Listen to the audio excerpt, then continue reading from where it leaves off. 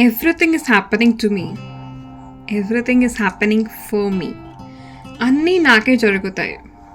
అన్నీ నా కోసమే జరుగుతాయి. ఈ చిన్న మాట తేడా వల్లనే మన మైండ్ సెట్, మనం ప్రాబ్లమ్ని చూసేటువంటి మన దృష్టి చాలా మారిపోతుంది.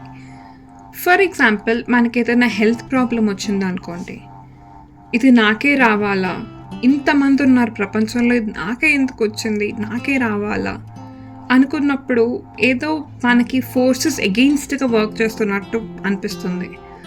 అదే ఓకే, ఇది నా కోసం వచ్చింది, ఇది వచ్చిన దానివల్ల నేను ఇంకొంచెం హెల్త్ కాన్షియస్ అవుతాను, ఇంకొంచెం బెటర్గా నా లైఫ్ స్టైల్ చేంజ్ చేసుకుంటాను, ఇంకొంచెం హ్యాపీగా ఉంటాను నేను, ఇంకొంచెం మంచి న్యూట్రిషియస్ ఫుడ్ తింటాను నేను. సో ఇలా అనుకోవడం వల్ల ఓకే, మన చుట్టూ ఉన్నటువంటి థింగ్స్ అన్నీ మన కోసం పనిచేస్తున్నట్టు అనిపిస్తుంది. అంటారు కదా సంస్కృతంలో కూడా, యద్ భావం తద్ భవతి అని చెప్పి. మనం ఏ దృష్టితో అయితే మనం చూస్తామో ఆ దృష్టితోనే మనకి మన ప్రాబ్లమ్స్, మన లైఫ్ అనేది కనిపిస్తూ ఉంటుంది.